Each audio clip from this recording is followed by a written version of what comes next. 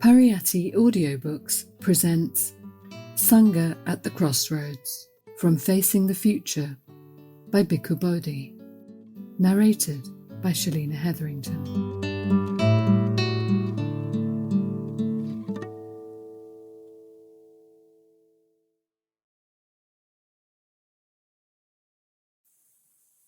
Sangha at the Crossroads by Bhikkhu Bodhi. There can be little doubt that in Sri Lanka today, Buddhism finds itself at a crossroads, its future increasingly in question. The challenge it faces is not one of numbers and power, but of relevance. Not that the Dhamma itself, the Buddha's teaching, has lost its relevance, for neither the shifting drama of history nor the undulating waves of culture can muffle the timeless message embedded in the Four Noble Truths and the Noble Eightfold Path. The problem lies not with the teaching itself, but with those responsible for bringing the teaching to life. What is lacking above all is a combination of skills that can be summed up in three simple words: comprehension, commitment, and translation. Comprehension, a clear understanding of how the teaching applies to the hard realities of human life today, to a society and world in which the old certainties of the past are being scattered like leaves before a storm. Commitment, the willingness to apply the teachings in the way they were intended, even when this means defying the encrustations of established traditions. Translation, not stereotyped sermons, not sweet consolation, not religious lullabies, but solid, sober explanations of how the timeless principles of the Dhamma can resolve the distinctive problems and quandaries of our age. As we stand at this crossroads, looking towards the future, three choices offer themselves to us. One is simply to resign ourselves to the decay of the sasana, accepting it as a backward swing of the pendulum of history, sad but inevitable. A second is to wring our hands and complain, shifting the responsibility to others, the government, the monks, or the minorities. A third is to ask ourselves what we can do to stem the rising tide. If we adopt the third route, we might begin by noting that the sasana does not exist in an ideal realm of its own, but only as embodied in the millions of people who call themselves Buddhists and look for refuge to the Triple Gem.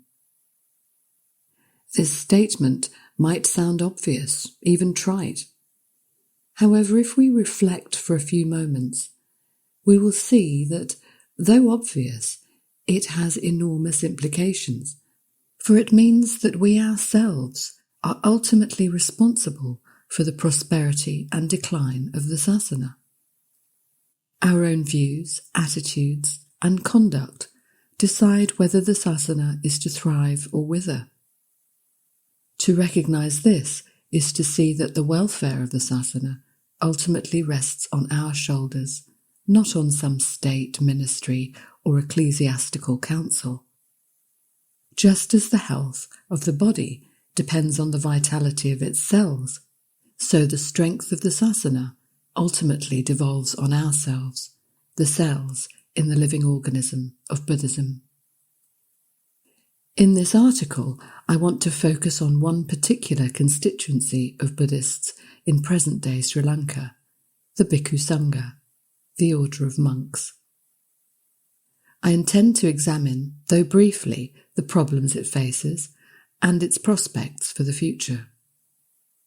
This task is especially critical because of the central role the Sangha plays in guiding the destiny of the sasana, and it is clear that if the Sangha does not learn to deal with the momentous forces inundating present-day society, the future will see it increasingly relegated to the sidelines. Buddhist tradition meticulously defines the mutual duties of Sangha and laity, and these roles form the warp and woof of the sasana.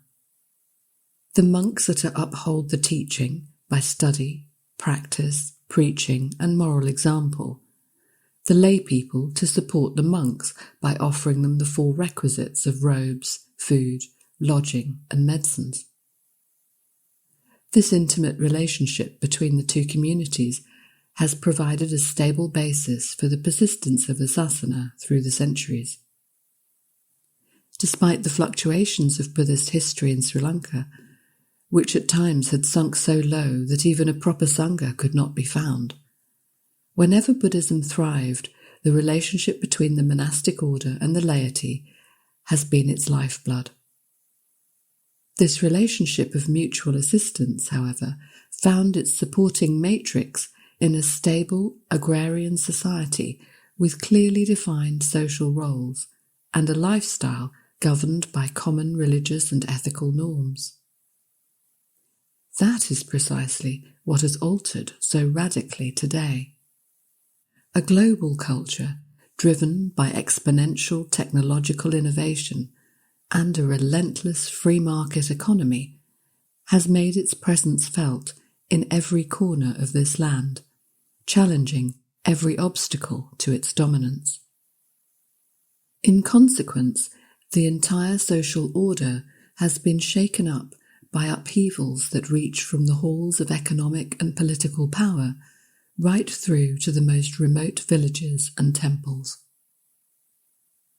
This modernistic onslaught does not limit itself to mere external triumphs, but reaches through to the most private places in our lives, our values, worldviews, and even our sense of personal identity. The result for the ordinary Buddhist has been a profound disorientation, a feeling of being stranded in a strange landscape where the old familiar reference points no longer hold. Looking back, we see a past of comfortable certainties that we can never recapture. Looking ahead, a future that looks increasingly unpredictable. But amidst the confusion of the present, the Dhamma still appears as a stable reference point that can provide clear answers to our pressing questions and relief from existential stress.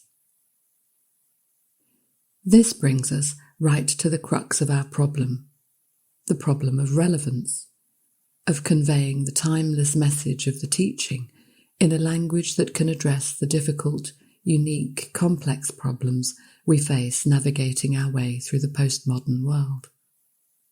The most critical challenge facing the sasana today is that of surviving in this new world order, and not merely of surviving institutionally, in name and form, but of contributing to the recovery of universal human values, of helping countless men and women find a way beyond the intellectual and moral abyss. It is precisely here that the role of the Sangha becomes so vitally important, for it is the monks, and I dare say the nuns as well, who should be capable of offering a convincing refuge to a world gone mad, a vision of basic sanity, selfless goodness and serenity amidst the storms of greed, conflict and violence. Yet it is just on this point that we face a gaping chasm, namely that the Sangha today seems hardly equipped to respond to such a challenge. What is needed most urgently, in my view, is not a reinforcement of Buddhist religious identity or a governmental policy that gives pride of place to Buddhism. Nor will the construction of more Buddha images and the daily broadcasting of Pirit chanting over the loudspeakers give the sasana the infusion of fresh blood it so badly needs. What is required are monks and nuns of intelligence, insight and sensitivity, who can demonstrate by their lives and characters the spiritually ennobling and elevating power of the Dhamma. To produce monastics of such calibre is not easy, yet such a task cannot be left to chance. It will require, above all, deep-rooted changes in the entire system of monastic recruitment and education, and thus will call for serious thought and careful planning on the part of the Sangha elders. The task is not one to be taken at all lightly, for one can say, in all truth, that nothing less is at stake than the future of Buddhism in this country. Just as the Sri Lankan government has recently reviewed the whole system of secular education in this country with the aim of reforming educational policy, a similar reformation will have to be introduced right at the heart of the Sangha. If one compares the system of instruction in the Buddhist monasteries with the curriculum of the Christian seminaries, the disparity is striking. In the seminaries, the future priests and nuns are trained not only in Latin theology and scripture, but in all the fields of modern knowledge they will need to play a leading role in today's world, including the critical and comparative study of religion. In the Pirivenas, or Buddhist monastic schools, so far as I can see, the young monks, never nuns, are trained to become village priests, capable of preserving a religious culture not very different from that of the 16th century. One can see the bizarre result when a monk educated in the Pirivena system has to give a sermon to an audience that might include an astrophysicist, a psychiatrist, several computer analysts, and even some lay Buddhist scholars trained in the methods of critical scholarship. Is it any wonder that the listeners pass the time glancing idly at the ceiling or casting weary smiles at each other? In what follows, I will merely throw out a few random suggestions. A systematic programme would have to be worked out by those more directly involved in Sangha administration and the training of monks and nuns. I will speak about monks rather than nuns, since I am more familiar with their lifestyles and training. But corresponding changes should also be considered for the nuns, whose status, education, and functions require drastic upgrading if Buddhism is to present a respectable face to a world moving rapidly towards complete gender equality. For the monks, radical change might be needed at the very beginning, in the system of recruitment. The method of recruitment that currently prevails in the Sangha is the induction of young boys who are far from mature enough to make their own decisions. Often they are offered to the Sangha by their parents as a way for the parents to earn merit. If the parents would sacrifice a youth who seems temperamentally inclined to the religious life, the ultimate effect such a system has on the sasana might be a positive one. Indeed, in the past, it was usually the best and brightest who would be given to the monastery. Today, however, the child selected is too often the one who appears unlikely to succeed in worldly life, the mischief maker, the maverick, the dullard. I am aware that this system of childhood ordination is deeply entrenched in Sri Lankan Buddhist culture, and I would not propose abolishing it. Despite its faults, the system does have its positive points. For one thing, it enables the youngster to enter the path of renunciation before he has been exposed to the temptations of worldly life. Thus, from an early age, it helps promote the inner purity and detachment needed to withstand the rigours of monastic training. Another advantage is that it gives the young monk the opportunity to study the Dhamma and the textual languages, Pāli and Sanskrit, while the mind is as yet fresh, open, receptive and retentive. Thereby, it conduces to the wide erudition which is one of the traditional hallmarks of the cultured monk. However, while I would not go as far as to suggest abolishing adolescent recruitment, I do think the Sangha could vastly improve its ranks by imposing more stringent criteria for admission. One measure that might be adopted at once is a longer probationary period before granting the novice ordination. For example, it might be made mandatory for boys intent on being ordained to live at training centres as lay postulants for a minimum of 2 or 3 years before they are considered eligible for novice ordination. This would give the Sangha elders an opportunity to observe them more closely in a wide variety of situations and to screen out those who seem unsuitable for the monk's life. If this is not practicable, then some other selective procedure might be applied. Whatever method is chosen, the standards of selection should be fairly rigorous, though not inhumane, and the elders should not hesitate to turn away unfit applicants. For one thing has become too painfully obvious to all concerned Buddhists alike, and also to non-Buddhists, both residents of Sri Lanka and foreigners, who judge the Dhamma by the conduct of its followers. Far too many youngsters are being draped in saffron robes who do not deserve to wear them. Such misfits only sully the good name of the Sangha and of Buddhism itself. More rigorous screening of candidates for ordination is, however, only a preliminary measure aimed at sealing off the Sangha from those unsuited for the monkhood. What is equally essential is to offer those who do get ordained training programs that will promote their wholesome, balanced development. This is truly a critical step, for if youngsters with the potential for the monk's life fail to receive proper training, they won't find fulfillment in the monastery, and if they don't find fulfillment, their future as monks will be in jeopardy. They will either become disillusioned with the Sangha and return to lay life, or else, from fear of the social stigma attached to disrobing, they may continue as monks in a perpetual state of frustration and discontent. This may explain why we see so many younger monks today involved in politics, business, and other activities unworthy of their calling.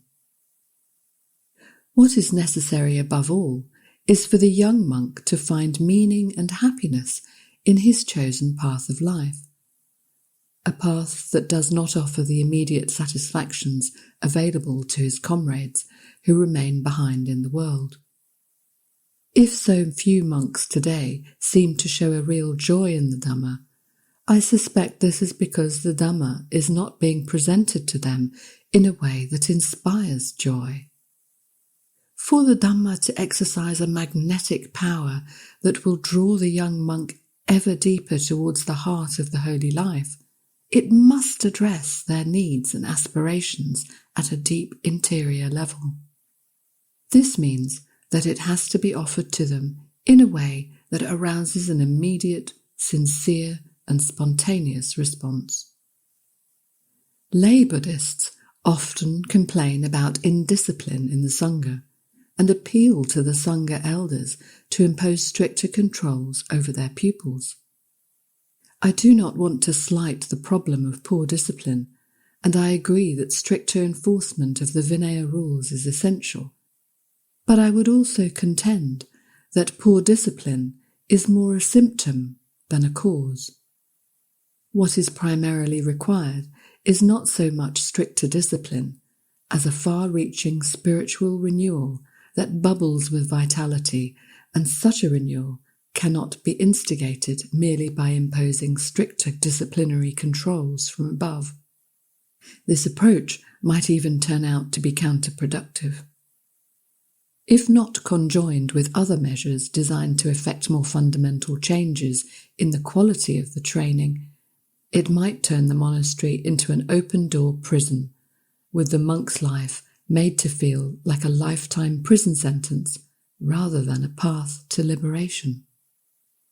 True discipline must be undertaken freely, with understanding and appreciation, and this can come about only when one sees it as a source of joy and inner freedom, not as a clamp bringing fear and frustration.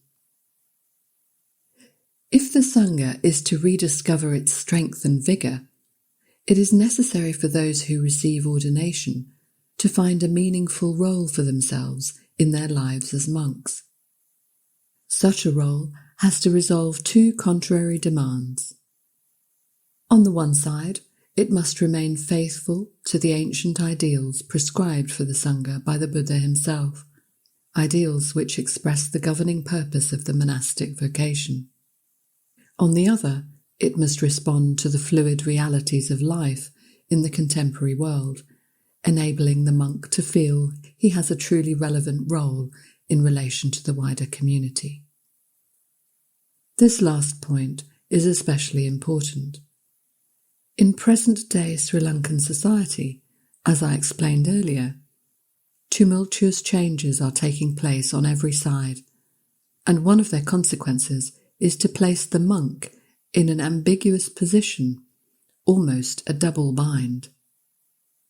When he reviews his status from the standpoint of the Dhamma, he discovers himself to be, in theory at least, the paragon of Buddhist spirituality, a living representative of the Arya Sangharatana, a field of merit for the world.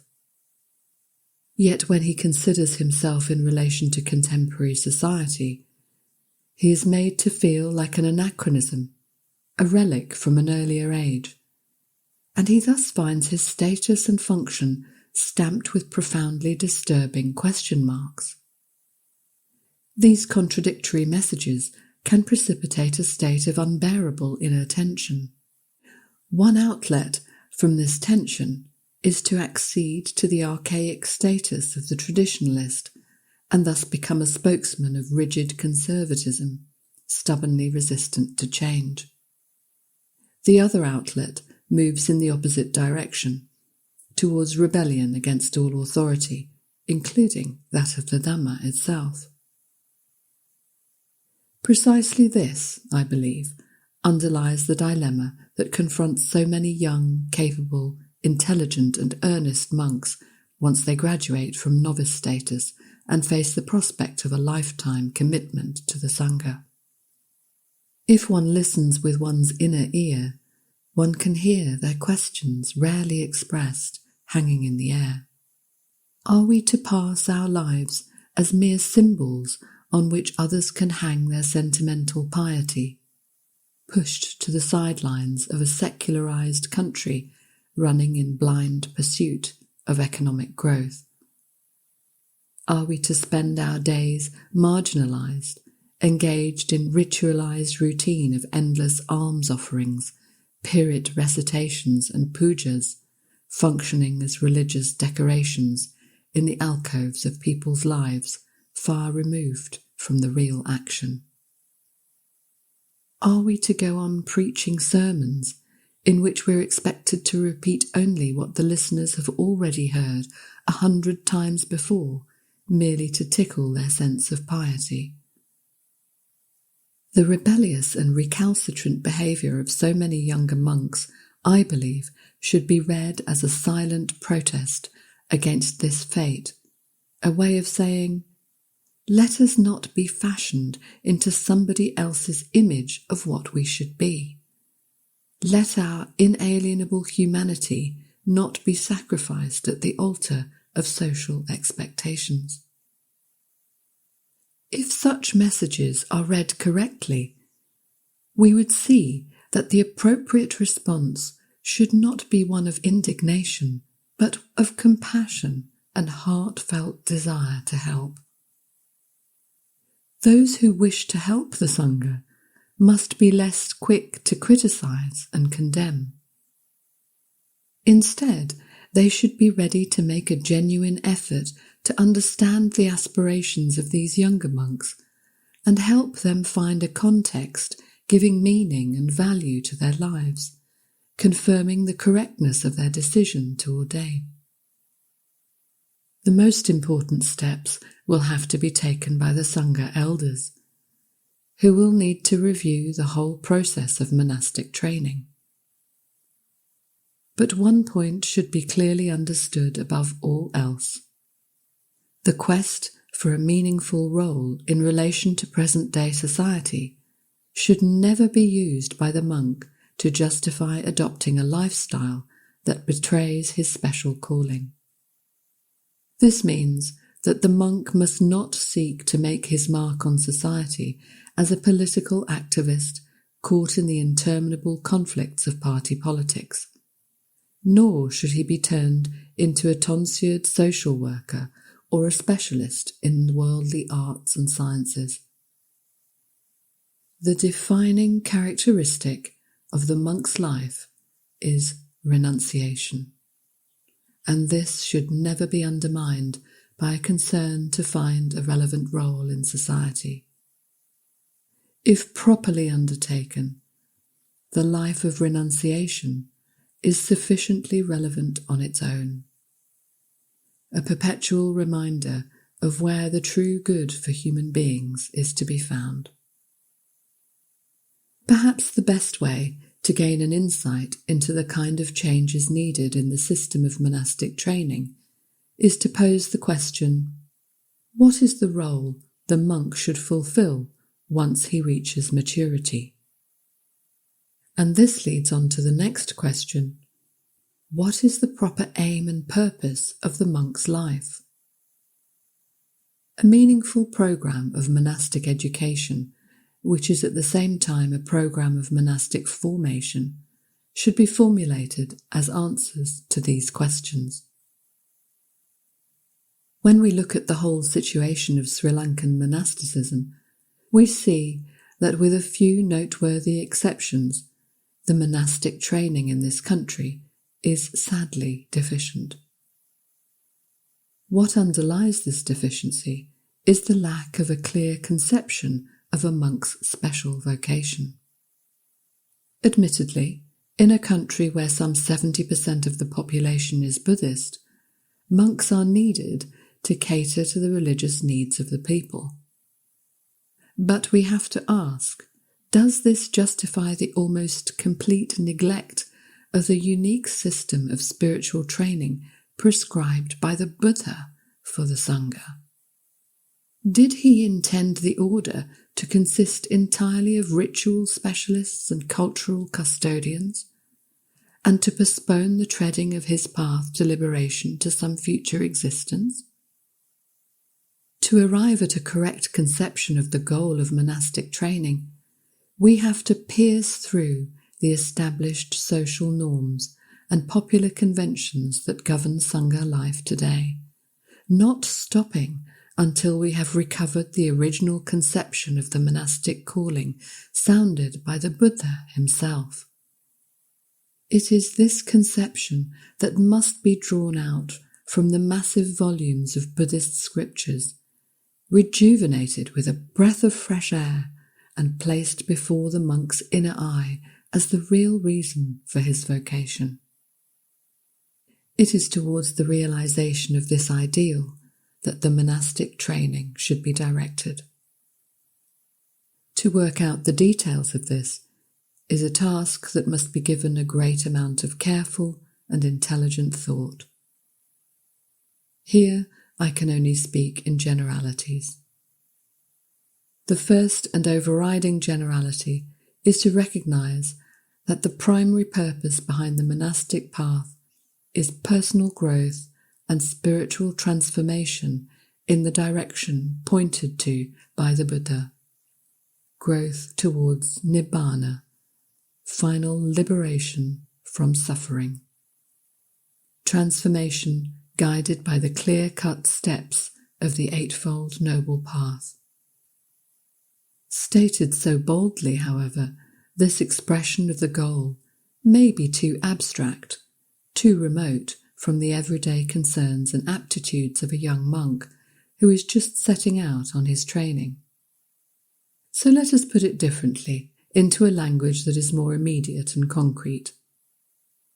The purpose of the monk's life is to train the mind, to purify the mind, to mould the mind in the direction of liberation from greed, aversion, and delusion, to implant in the mind the purifying qualities of detachment, loving-kindness, compassion, and wisdom, and to share these aspirations with others.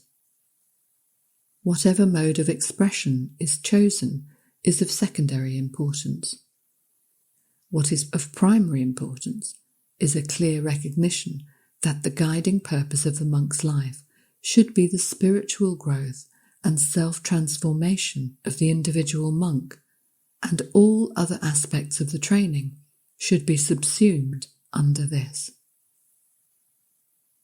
To follow through such a suggestion will require that the Sangha rediscover a discipline that has almost been lost, namely, the practice of meditation. Meditation, the methodical development of tranquility and insight, was the original lifeblood of the renunciant life. Yet for most monks today, it has become only a word, perhaps a topic of sermons and seminars, or a 10-minute silence in the daily devotional service. In my view, a monastic life that does not centre upon the practice of meditation is merely a shadow of the genuine monastic calling, an evasion of the task entrusted to the Sangha by the awakened one. I am aware that not all who go forth are capable of a life of full-time meditation, and I certainly would not propose that all monks be obliged to follow such a lifestyle. Few, in fact, will be able to find happiness in a life devoted solely to contemplation.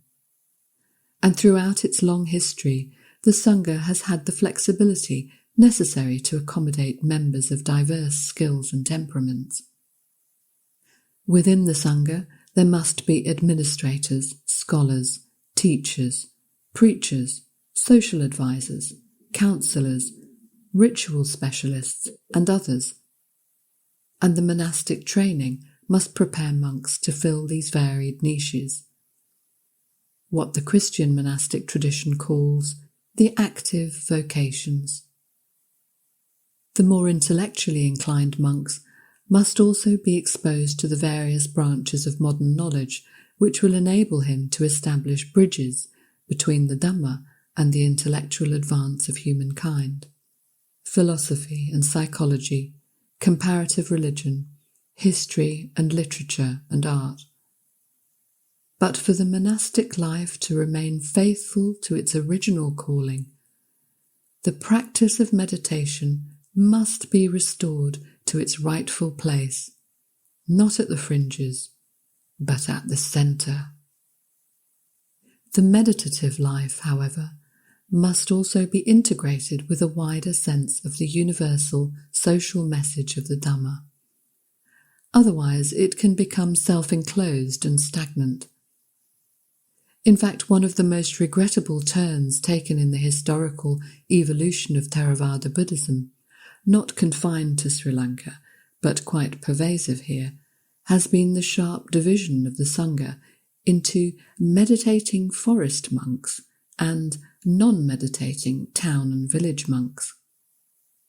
This fissure has deprived both groups of the healthy balance needed to make the Dhamma a spiritually nourishing force, both in this country and in the wider world. The forest monks live almost entirely aloof from society, and thus, except by silent example, rarely contribute their meditative insights and refined moral sensitivity to resolving the profound ethical and spiritual dilemmas confronting the broader human community. Responsibility for upholding the social and communal dimension of Buddhist life devolves on the active town and village monks, who are only too prone to assume the role of custodians of a particular social and ethnic consciousness. Today, It isn't only Buddhism in Sri Lanka that is at the crossroads, but the Sangha as well, and the direction it takes will determine the future destiny of the sasana. The challenges of our age are unique and unprecedented, and they require intelligent responses governed by the wide, profound perspectives of the Dhamma. Mechanical repetition of the formulas of the past simply won't work.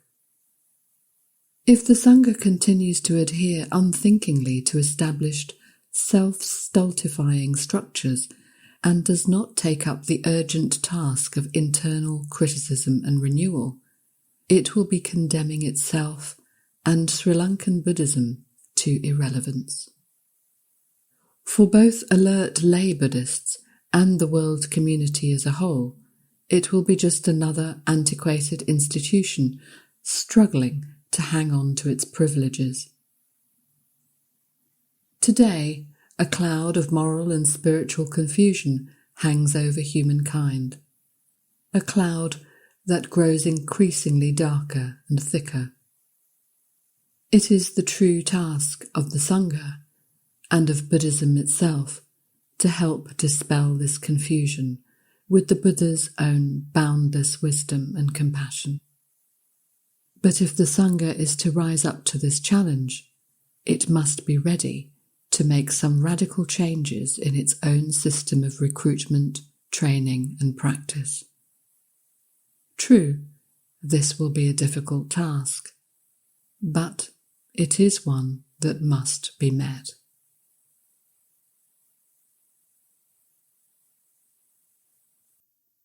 This has been Sangha at the Crossroads. From Facing the Future, 4 essays on the social relevance of Buddhism by Bhikkhu Bodhi. Narrated by Shalina Hetherington. Copyright 2000 Bhikkhu Bodhi. Audio production copyright 2023 Pariyatti.